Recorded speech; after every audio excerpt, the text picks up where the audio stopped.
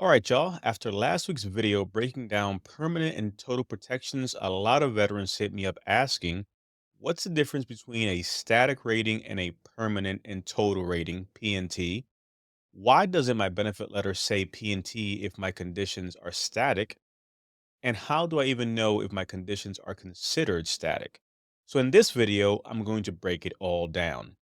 First, what a static condition actually means, how it differs from a P&T rating, why your benefit letter doesn't say P&T unless you're 100% or TDIU, total disability due to individual unemployability, and how to check your rating status. If this has ever confused you, don't worry, you're not alone. Let's get into it. First off, let's talk about static conditions. When a VA labels a condition as static, it means they believe it's unlikely it's going to improve over time. But here's the catch: static doesn't mean it's permanent. Static doesn't mean it's protected from future review. For example, let's say you have a 30% rating for migraines and the VA decides it's unlikely for your migraines to improve. They may mark it as static, which means they don't plan to schedule future exams right now. But that doesn't mean they can't review it later.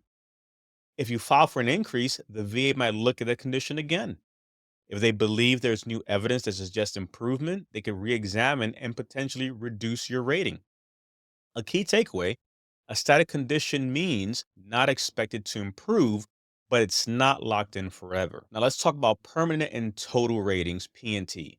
A veteran's considered P&T when the VA determines a few things. One, that your service connected conditions are unlikely to ever improve. Your combined rating is 100%. The VA has no intention of scheduling future exams. PNC status comes with extra protections and benefits like property tax exemptions varying by state depending where you live in, education benefits for dependents like Chapter 35, no future CMP exams, your rating is locked in, and CHAMP VA healthcare for eligible family members. So PNT means you're fully protected, while static just means no planned exams for now. Now, this is where a lot of veterans get tripped up. You hear the term static and you think, my condition isn't expected to improve. The VA isn't scheduling future exams. So that must mean I'm permanent total, right? Not necessarily.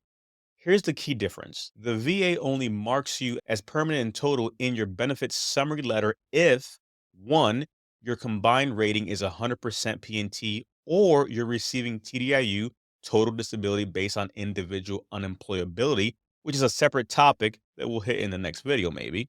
If you want me to unpack it, let me know. If you have a static condition, but your total rating is under 100%, your benefits summary letter will not say PNT.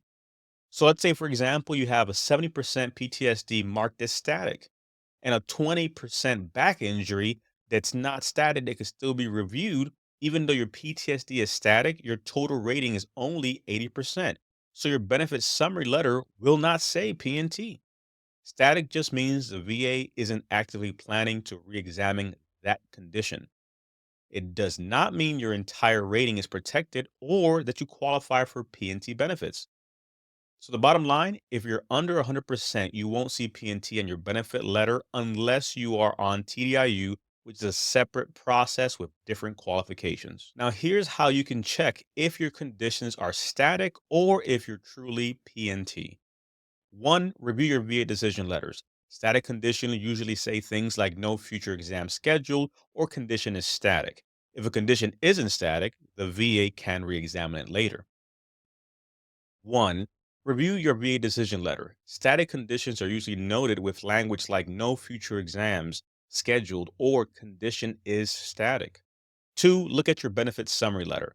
If it says you're considered permanent in total and your combined rating is 100%, then you're truly PNT. If it doesn't say PNT, you're not considered PNT, even if some of your conditions are static. Three, request your VA code sheet. This is the most accurate way to check.